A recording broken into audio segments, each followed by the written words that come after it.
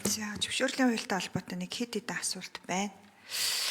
За нэгдүгээрт хуулийн төсөлтөд танилцхлаар зөвшөөрлийн хуулийн дээр урд нь улсын дэд шүүх олгодог байсан мэргэжлийн нэгдсэн холбооны зөвшөөрлийг бүгдийг улсын бүртгэлийн байгууллагад олгодог болгож байгаа юм байна гэж ойлгосон, зөв ойлгосон уу?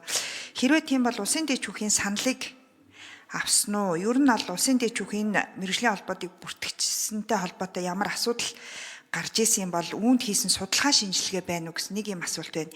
Энэ бол тогтолцооныхаа хувьд нэлээд том өөрчлөлт байгаа. Тэгэхээр энийг зайлшгүй тодруулж асуумаар байна. Тэгээд улсын дэд шүүх дээр өөр дээр нь бас нэг туршлага байгаа ах тэрийг мэдмээр байна гэсэн нэг юм асуулт. За хоёрдугаарт боловсролын хуульд орж байгаа өөрчлөлтийг би харлаа. Тухайлаад тэгээ боловсролын ерөнхий хуулийн 21-ийн 3, 21-ийн 4, 21-ийн 5 дахь заасан энэ заалтуудыг хүчингүй болгохоор ингээд төсөл орж ирж байгаа юм байна.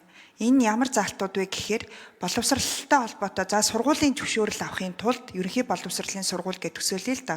Ерөнхий боловсролын сургуулийн зөвшөөрөл авахын тулд стандартын шаардлага хангасан хичээлийн байртай байх, номын сантай байх, лабораторитой байх, биеийн тамирын заалтай байх гэдэг энэ заалтуудыг бид нар хасцсан байна. Энэ яагаад ингэж хасж байгаа юм болоо гэсэн ийм асуулт байна. За 3-дугаарт за түрүүн тесэр сэлбэрэх бодис гэдэг ингээд хүмүүс хүндчлээ. Яг үүнтэй адилхан усны тухай хууль, тусгай хамгаалалттай газар нутгийн тухай хуулиуд дээр бас орж байгаа өөрчлөлтүүд жоох анхаарал татаад байна. Ялангуяа нөгөө олон хуулиуд дээр зөвшөөрөл таслал тавиад мэдэгдэл гэдээ оруулчихж байгаа юм. Тэгэхээр нөгөө зөвшөөрөл дээр нэмэх нь мэдэгдэл орж ирээд байна л да. Тэгэхээр би яг нөгөө намын чимэг гишүүний хэлдэг одоо саналыг бас дэмжиж асуух гэдэг. Зөвшөөрөл дээр нэмээд мэдэгдэл гэдэг ийм давхар юм орж ирээд байна уу? Энэ ямар учиртай вэ? Эсвэл зөвшөөрлөө бид нар болоод мэдэгдэл болгох гээд байгаа юм уу гэдгийг ялгаа ерөөсөө харагдахгүй байна гэж асуух гэдэг. Тэгэхээр яг энэ нөгөө хууль тогтоомжийн хэрэгжилттэй холбоотой энэ маань цоо шин хууль биш бас тодорхой хэмжээгээр 2-3 жил хэрэгжиж ирсэн учраас тэрнтэй холбоотой туршлагыг асуух гэдэг гэсэн. За хамгийн сүүлд их хурлын тамгын газраас энэ хуулийн бүрдүүлбэрийг хараад дахиад ингээд дип парламент дээр хараад үзэхлээр нөгөө миний өчигдөр бас хэлж ийсэн хүний эрхэд нөлөөллийн үнэлгээ нь юусаа бас байхгүй байна. Хүний эрхийг хязгаарлах заалт байхгүйгээл ганцхан өгүүлбэртэй ингээ болцоод байна. Ийм байдлаар одоо энэ цаашид хууль тогтоомжуудыг явуулмааргүй байна. Хууль тогтоомжийн тухай хуульд орсон өөрчлөлтийнхөө дагуу энэ хуулийн бүрдүүлбэр дээр тавигдах шаардлагуудаа бас хармаар байна гэсэн үг. Эсвэл тэр судалгаа юмнууд нь энэ дээр бүрэн ороогүй байна уу, бүрэн хэвлэгдэж тараагаагүй байна уу гэдэг дээр бас хариултаа өргөн барьсан санаачилсан гишүүн бас юугаа хэлчихвэл бас зүг болох бах. Хуралдааны тэмдэглэлд үлдээчүүл зүг болох баха. Ийм асуулт. За Хасран Гавыг сайд хариулъя. За энэ мэдэгдэл гэдэг томьёоллыг одоо яг энэ хуулийн юунд оруулж өгч байгаа. За мэдэгдэл гэдэг маань одоо ямар нэгэн байдлаар эрсдэл багтаа үйл ажиллагааг одоо эрх хүчний байгууллагад мэдэгдээд үйл ажиллагаа шууд эхэлж болно гэдэг. Яагаад гэж нэхэр үндсэндээ энэ 2022 оны 6 сард энэ хууль батлагснаас хойш улсын хурлаас 3 удаа ажилтны хэсэг гарч ажилласан байт. Хуулийн хэрэгжилттэй холбоотойгоор. Бид нар одоо ингэж зөвшөөрнө болиулаад хуулиа батлаад тэг хэрэгжилттэй шалгаад ингэ явангууд иргэд аж ахуйн нийтээс гарч байгаа асуудлуудаар нь бид нар ингэ 3 удаа хуулийн хэрэгжилттэй холбоотойгоор шалгалт явуулаад санал дүгнэлтэд оруулаад за их хурлаас 3 удаа улсын хурлын тогтоол гарсан байт. Хуулийн хэрэгжилтийг шахсан. Тэгээ үүнтэй холбогдуулаад бид нар ер нь үйл ажиллагааг нь илүү тодорхой болгох. За энэ эрх хүчний байгууллагууд үйл ажиллагааны хүн сүрлэлийг багасгах зорилгоор энэ нэг шатлыг гаргаж ирээд энгийн зөвшөөрөл буюу одоо энгийн болон тусгай зөвшөөрлөөс хамгийн бага эрсдэлтэйг ихний ээжид мэдээлэл шилжүүлж байгаа. За тэгснээр эргээгээд иргэд аж ахуй нэгжүүдээс гарраас нь гардаг одоо зардал, цаг ингээд олон асуудлыг хэмнэж өгöd гагцгүй стандартын дагуу шаардлага хангасан байх ёстой гэдэг шаардлага нь бол тавигдана. Тэр эрх хүчний байгууллага нь шалгах хэрэгтэй байна. Үйл ажиллагааны төдөлзүүлэх хэрэгтэй байна. За мөн одоо тэр мэдлийн бүр цуслах хэрэгтэй байна. Тийм учраас гэхдээ үйл ажиллагаа эхлэхэд нь одоо ямар нэг хүн зөвлөгөө эхлүүлэх боломжийг олгож байгаа гэсэн. За энэ бизнесийн орчинтой холбоотой шууд холбоотой хууль болохоор үндсэндээ бол 60 хоног хилцүүлдэг. За англи хэлээр орчуулж парламентээр 60 хоног байршуулдаг. За хувийн бишил болон эрх хүчний байгууллагуудад хилцүүлгүүдийг зохион байгуулдаг, ийм дэгээр явдаг. За хүний эрхийн тэр асуудалтай болон за тусгай хамгаалалт болон за сургуулийн зөвшөөрөл болон мэргэжлийн нэгдсэн холбоотой асуудлууд тэнгис нэмээд гүйцэтгэж хариулж байгаа.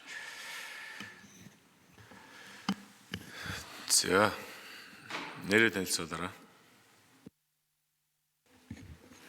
Улсын их хурлын даргын засаглал хариуцсан зөвлөх тэнгис мэрэгжлийн холбоотой асуултанд хариулъя. Мэргэжлийн нэгдсэн холбооны эрх зүйн байдлын тухай хууль гээд 2022-24 оны 4 сард батлагдаад бол 6 сарнаас хэрэгж эхэлсэн. Гэхдээ тухайн үеийн хуулийн зохицуулалтаар улсын дээд шүүхэд улс төрийн намтай адилхан зохицуулалтаар мэргэжлийн нэгдсэн холбоотыг бүртгэе гэж одоо хуульд тусгаж батлагдсан боловч улсын дээд шүүх бол дараа нь үүн дээр бол бүртгэх боломжгүй байна гэдэг үндсэн хуулийн цэцэд хүртэл хандах хэмжээний асуудал үүсээд үндсэндээ бол энэ хуулийн үйлчлэл ингээд зогссон байж байгаа. Энэ асуудлыг шийдэхгүй болохоор нөгөө засгийн газар улсын их хурлаас баримталж байгаа олон реформууд төрийн чиглэлийг мэргэжлийн нэгдсэн холбоотод шилжүүлэхийг олон айлууд зогсоод магадгүй зөвшөөрлийн тухай хуулийн энэ тодорхой яригадаад байгаа асуудлуудаас хүндрэл үүсэж байгаа. Тийм учраас мэргэжлийн нэгдсэн холбоотын бүртгэлийг бол улсын бүртгэлийг За босно. За гүйцэж хариулъя. Дахиад 1 минут.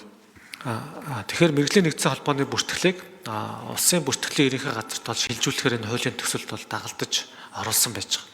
За улсын бүртгэлийн ерөнхий газар бүртгүүлнэ гэдэг нь цаана түрүүнд дурдсан энэ мэргэжлийн нэгдсэн холбоотын шаардлагыг бас хянаж бүртгүүлэхээр тусгаж байгаа. Өөрөөр хэлбэл зүгээр нэг холбоодуудыг мэргэжлийн нэгдсэн холбоотойгоор бүртгэхгүй уг хуульд заасан тухайн салбарын одоо байгаа мэргэжлэнүүд, аж ахуйн нэгжүүдийн зах зээлийн болон тооны олонх аль нэг нь хангасан байдлаар мэргэжлийн нэгдсэн холбоог монополи эсрэг газрын дүгнэлтээр баталгаажуулж бүртгэнэ. Тэгэхээр аль нэг хүний карманы аль нэг юуны гэдэг юм холбоодод байхгүй бүгдээрээ нэгдэж нэгдсэн холбоо болсон дараа бүртгэх учраас энэ зөвшөөрлийн хууль заасан олон асуудлуудаас шийдэгдэхэр байна. За боловсруулъя.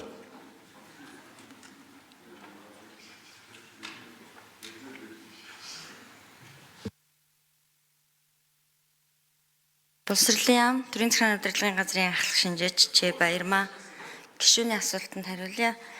За, боловсролын ерхий хуулийг 2023 оны 7 сарын 7-ны өдөр шинжилж баталсан. Ингэхдээ 21 дэх хэсэг буюу одоо гишүүний асуусны даа 21-10 хүртэл нийт 26 баримтчгийг одоо тусгайшуурал олохдоо нэгсэн байна гэсэн юм дүгнэлт гарсан байдаг.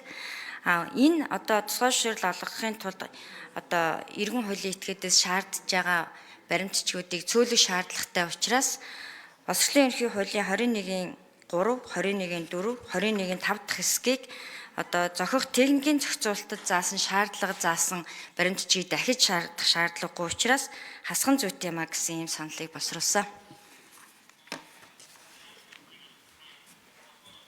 За босно. Басан жаргал гишүүн тодруулъя. Дээд шүүх төр бүртгэл явуулж байхад үүсчихсэн хүндрэл нь юу гэдэг юм бол тэрийг та судалж үзсэн үү? За миний мэдхийн жишээ нь оёдлын 2 мэргэжлийн холбоо бүртгүүлэхэд хоёулаа зэрэг хандсан байдаг. Энэ маш их маргаан дагуулдаг. Тэгэхээр яг энэ мэт ингээд яг бодит практик дээр гарч ирсэн хүндрэлүүдийг дээд шүүх юу гэж тайлбарладаг вэ? Энэ дээр нэг хариулт хэлээд гэж. Хоёрдугаар тэр боловсролыг би ерөөсөй ойлгосонгүй.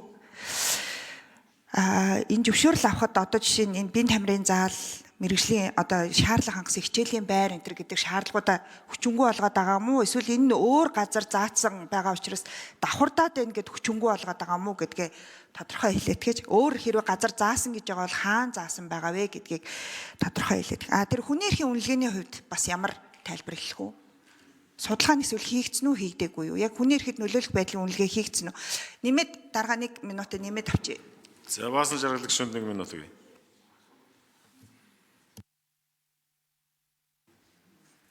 Энэ хууль тогтоомжид хийгдэх хүний эрхийн үнэлгээ гэдгийг бид нар зөвхөн хүний эрхийг гарч байгаа хязгаарлалт гэдгээр ерөөсөө ойлгож болохгүй. Хүний эрхийн хууль зүйн баталгааг хангах дээр хамгаалах дээр гэж өргөн өрөөнд харах хэрэгтэй. Тэгэхгүй ингээд одоо ингээд хууль тогтоомжууд дээр дагалдаж орж ирж байгаа судалгаануудыг харахаар хүний эрхийг хязгаарсан заалт байхгүй байна гэж болоо. Ганцхан өгүүлбэр бичээд байгаа байхгүй. Гэтэл жишээ нь наадах нь энэ дагалдаж орж ирж байгаа хуулиуд дээр жишээ нь боловсролын хуулинд орж байгаа энэ өөрчлөлт чинь сурч боловсрох эрхийн баталгаанд яаж нөлөөлөх вэ гэдэг дүгнэлт байх ёстой гэсэн үг. Ингэж өргөн агуулгаар нь харах хэрэгтэй. Тэрнээс ганцхан заал дээр энийг ерөөсөө харж болохгүй гэсэн үг.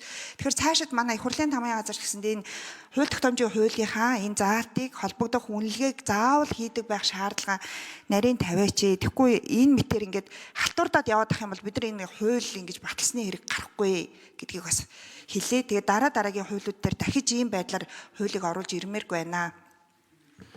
За боловсролын яамнаас хариулах уу? За тодруулж хариулъя. Боловсролын ерөнхий хуульд одоо боловсролын сургалтын байгууллага байгуулах буюу одоо боловсролын сургалтын байгууллагын үйл ажиллагаа эрхлэх тохиолдолд тодорхой одоо орчин нөхцөлийн буюу одоо стандарт хангасан байх тухай заасан байдаг. Энэ стандарт буюу одоо шаардлагыг бол засгийн газрын тогтоолоор батлана гэж заасан. Энэ хичээлийн байр, номын сан, лаборатори, дадлагын газар, тоног төхөөрөмж, биеийн тамирын зал зэрэг тавих шаардлагыг бол засгийн газрын тогтоолоор техникийн шаардлагаар батлах учраас тусгайлж одоо тусгай зөвшөөрөл дахиж шаардах нь буруу юм а гэж үзэж байгаамаа. Давхардж байгаа гэсэн үг үндсэндээ одоо тусгай зөвшөөрлийг олох хүссэн иргэн хуулийн этгээдээс боловсролын ерөнхий хуульд 26 баримтчиг шаардахаар байгаа. Үүнийг 8 болгож бууруулж байгаа.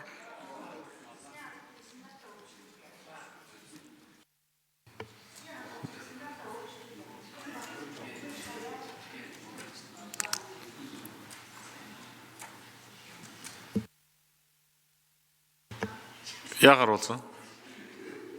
Нэмэлт асуулт асуугаад байна. Юу өгшөө тодруулаад байна.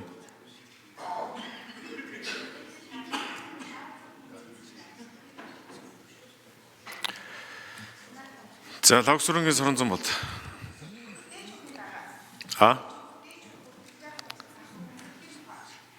Дээч өгсөн баа мó?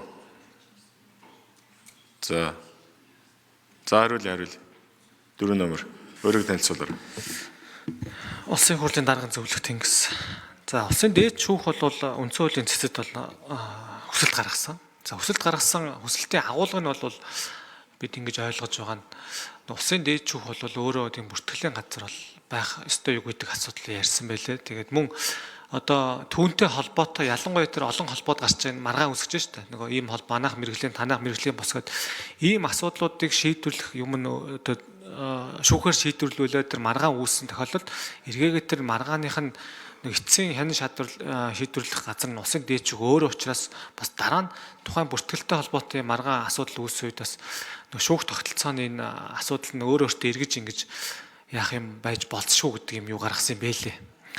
Тэрнээс биш мэрэгжлийн нэгдсэн холбоо ч өөрөө нэмэгдсэн өөртөө албан татварын тухай хууль заасан эдийн засгийн үйл ажиллагааны салбар англиар байгуулагдаж байгаа учраас тэрэн дотор бол тийм нарийн одоо ойдлын 1-2